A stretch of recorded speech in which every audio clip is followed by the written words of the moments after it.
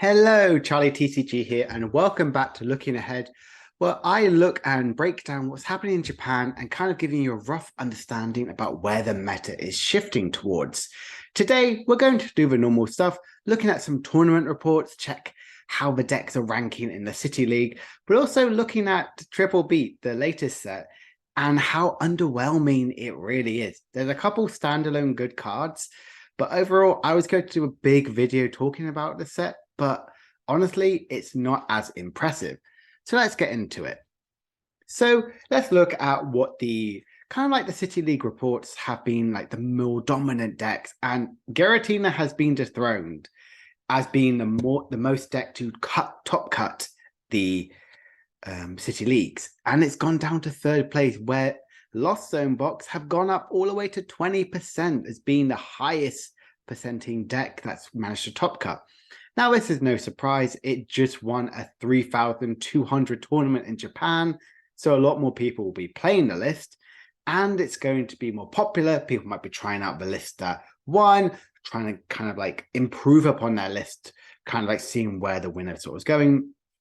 So no surprise there. And Lugia's second place, getting some very bad sort of flashbacks or flash forwards, depending on where you're looking at this, to current rotation, where Lugia is still just as dominant. I kind of predicted that Lugia's numbers are now just constantly going to increase, and unfortunately, that is the case this week.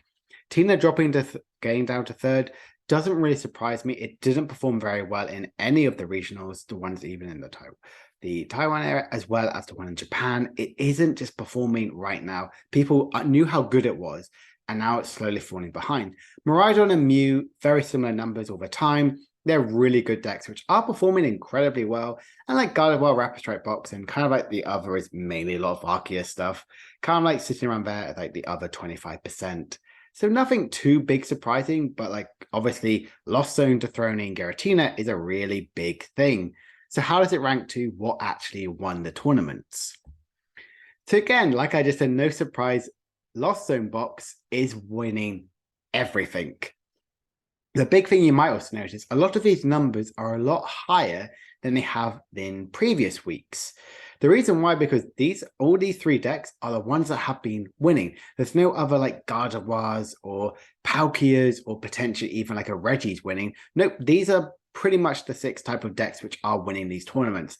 And Lost Box has shot all the way up to first, gone up by 5 points. Why?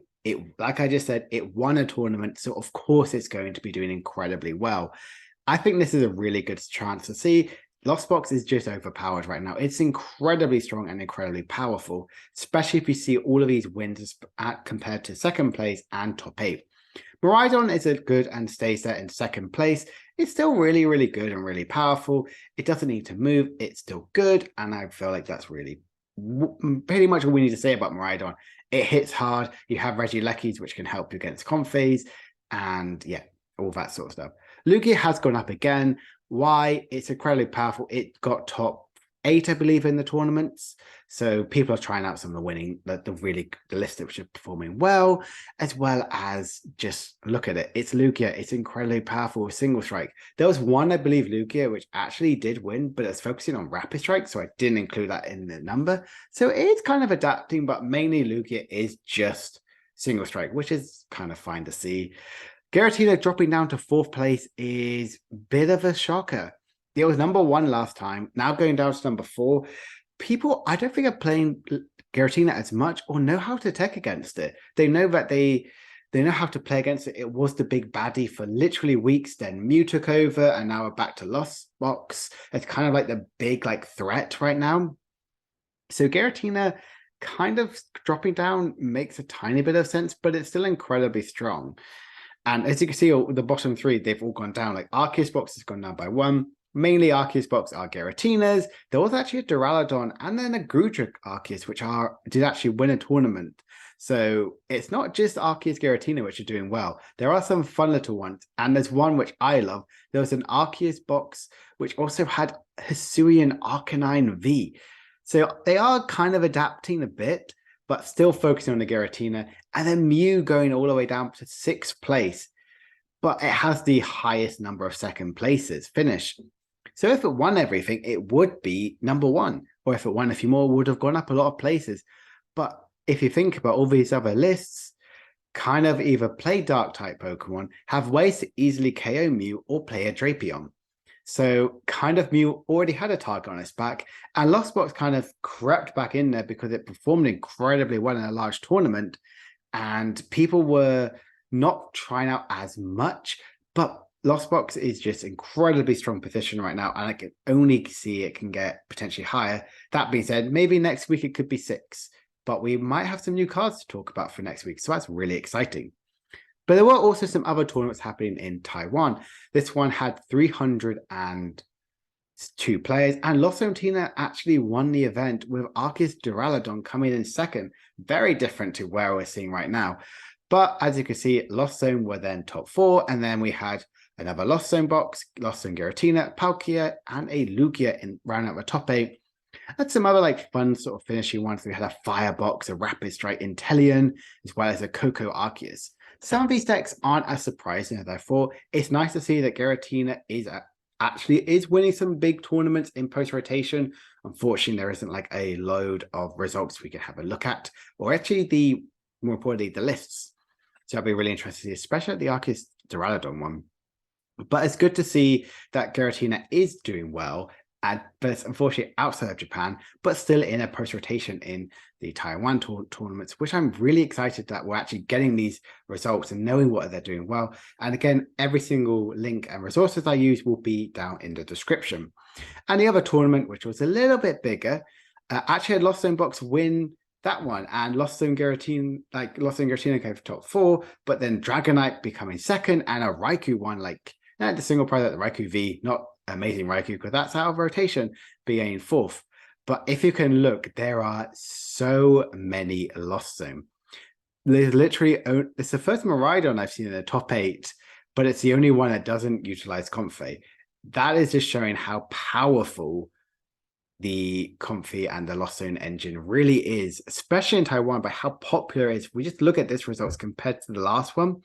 The last one had a little bit more, like it had Lugia and also had Palkia, where this one just has Miraidon, which is different from the Lost Zone box decks. And then rounding up top 16, there's 1, 2, 3, 4, 5 more Lost Zone boxes. One Gardevoir, one Lugia, and one which I do not know what that one is, sadly. So it's really interesting to see that Taiwan is incredibly loving Lost Zone box. We don't know what the actual list that one was. I don't know if there was a stream, but it's really cool to see that Lost Box is doing incredibly well. I do see that because this is performing really well, will we go back to Flying Pikachu meta? Potentially. I am actually going to release a video about Arceus, Giratina, and Flying Pikachu that should be out probably on Thursday. So tune into that in a couple of days' time to see my version of the list. So yeah, Lost Box is in really strong position, being the highest placing deck in Japan's City Leagues, as well as both of winning the tournaments at Lost Zone, the engine winning in Taiwan. So let's have a look at Triple B, the brand new set that released in Japan. And unfortunately, it's really underwhelming. There's nothing right now I can see which really shakes up the meta. The EXs just aren't as strong as we kind of hoped for. There were some, but if we look at this Lycanroc right now, it has this Fighting Fangs, which does 140, and if it takes any damage, the opponent puts 10 damage counters on it. Yes, that's not bad, but there's no like big damage buffs. You can use like Lake Acuity and the tool card to kind of like beef up his HP a bit, but doing 140 just isn't very strong. Like the Hydreigon as well, I love this, especially like a Darkrai or ways where you discard the top 3 cards of your deck and you attach as many basic energies you find there to your Pokemon. Yes, this is a stage 2, so that's the only issue with it, but it just potentially could be a little bit too slow because it might see some play. And yes, the new energies are really good. I love Jet Energy right now, where you attached it to one of your bench Pokemon and that becomes the active. It's a good switching, especially amazing in Lost Box. But I'm getting big flashbacks to Rebel Clash. Sorry, I just realized I made a mistake in that, but that is okay. it kind of is just very underwhelming. Now, granted, I said that there are some cards which are good. Now, I would do like a whole like big ranking system, but there really aren't that many to talk about. And yes, these ones I do believe will see some play. These ones here, there are some other ones which maybe could see play, but I really like this Clobsire. It's a really derpy Pokemon. It has such a high HP, but it has an amazing ability where once during your turn, if there's a stadium card in play, you can make that opponent's active Pokemon poisoned. I like this especially in potentially like a Wall or maybe even Toxicroak or maybe even Spidops decks, a way to really like slow down the opponent by doing chip bit by bit damage. You can utilize a Radiant Sneasler to try to go for like 3 damage counters per turn. Think of it like Hypnotoxic Laser, like with Verbank City, like Laser Bank, like slowly bit by bit you chip away. This could be really good in those style decks. I can't think if there's I think that's like a Muck which is out, which if the opponent is poisoned, they can't retreat. So you could really like utilize that sort of way, kind of make it more of a wall stuff. I think it's good because it has guaranteed poison. It's not a flip, it's not an ability, it's not like a flip ability, it's not like a item card, it's a guaranteed, it's poison if it's a stadium card in play. We're in a very heavy dominated stadium wars, so it could really see some play. Now, my favorite card, especially for a while, is definitely Meowscarada EX. Really, really strong way you can discard a grass energy, and if you do, put 3 damage counters on one of your opponent's benched Pokemon. Really, really strong with that because you can then go with Scraping Claws, 100 damage, and if your opponent's active Pokemon has any damage counters on it, it does 120 more. If you include that 3 damage already on, if you use Boss or Serena with it, you're looking at 220 to that, plus that 30, that's a 250 damage. That's a lot. Now, this is once per turn, but you have 2 to 4 Meowscaradas out. That's 120 damage. You can just play however you like, gain some KOs on Comphase, gain some KOs on these low basic Pokemon, or even these high basic EX or Vs or VMAXs. By utilizing them going to the bench, you hit 100, they go to the bench, and you snipe that way.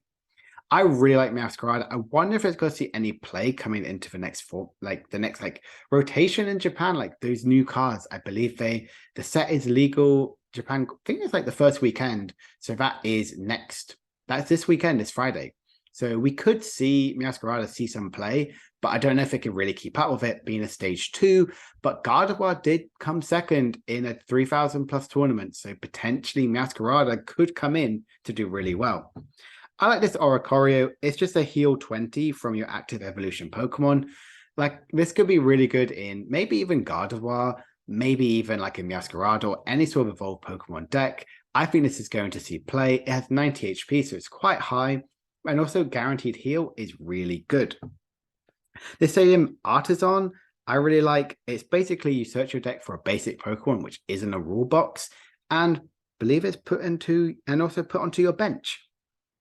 So really, really good guarantee search. Again, you might go, this is just Lost Box fuel. You can get your Comphase really easily. We don't have Capture Energy, but now we have Jet Energy and this. We can guarantee to get our Cramorants we might need, or our Comphase we might need, or anything we might need for Lost Box is really good. Also in evolution decks, I believe this is going to be really strong. Ways to get like some Sprigatitos or Woopers or anything like that, which you might need to evolve into Pokemon, or even Rolts. I think it's really, really good. Training Gym, or Lesson Studio. I always just feel like it's Training Gym, but any of your stage 1 Pokemons do 10 more damage. Yes, evolution cards finally have plus 10. Not stage 2, it's just stage 1s. Again, this could see some play and maybe even some EXs. There's going to be quite a few like stage 1 EXs. I can't think of any right top of my head. You could even use them Clobsite and they're doing 210 damage. But it could see some play, not maybe right away, but it's a really strong effect, which in potentially maybe next rotation or a couple sets time, we're going to see it. And again, like I just talked about, Jet Energy is really, really powerful. And like finish off with Luminous Energy. Basically, it's I've talked about these already before. It's the energy card, which is any energy you like, but if you've got any other special energy attached to it, it's a colorless energy. So this can go well in like a Reggie's list or potentially a box style deck, maybe with Arceus, or even just a box card in general where you just play like Melanie, to like attach some of your water energies and have this on as like the colorless and the rainbow energy you might need. Again, I'm really disappointed with this set. With saying like, oh, these 7 cards are potentially maybe my top cut picks. And we also have some reprints like Boss's Orders and Superior Energy Retrieval, which will obviously see some play in this. But it just didn't seem as strong. Now, our next set, I believe, does focus on like the tablet Pokemon. I think it's Xing Pao and Wu. I believe those could be the next set we are going to get, which will be out in April, which will be really good to see. And that will be part of our second set in English. So that'd be nice to see. But yeah, it's just very underwhelming right now, where there aren't that many like EXs. We're not seeing this comeback sort of mechanic. And we're getting very like vanilla stage 1, stage 2, like other Pokemon as well, which is sad to see. And no like game-changing like supporter potentially. So looking ahead, we have the next Champions League, which I just covered last week. It's in April 1st and 2nd, which I do believe these cards will make an impact. But I do think Lost Zone is unstoppable right now. With Jet Energy, it's going to accelerate it. It's going to leap up ahead, if you catch my drift, because Jet Energy boosts them up to the front. I could see Lost Zone being really, really strong. And maybe Meowscarada could make an impact into the format. It could be really strong, like hitting hard. It's had the high HP, and it can utilize double turbo energy. Sorry, I thought like a triple turbo. I think no, it's double turbo. So yeah, it's kind of a weird sort of episode today where I wanted to talk about loads more of the latest set, but it's just really underwhelming. And the results is just purely just showing that Lost Zone is dominating the format again. So potentially I'm going to see like next week, Lost Zone is going to continue the way. Lugia maybe increase again. And if we get Triple Beat to include, I would love to see Meowscarada make an impact, but we probably won't see that until the week after next. But you never know, there could be a really big change to the meta where Lost Zone isn't going to be in the top 3 like powerful decks. If you enjoyed this video, please leave a like and subscribe if you're new. Roughly only 20% of people who watch my video are subscribed. So if you're new, just consider subscribing. You can always change your mind later down the road. Hope you've enjoyed this looking ahead where I analyze what's happening right now in Japan. Hopefully the next set is going to have a bit more of an impact into our meta. I'm going to have some interesting cards and see this comeback mechanic, which Pokemon have teased since Worlds. I will see you guys next week for another looking ahead video and in a couple of days time for another video. See you guys then. Bye.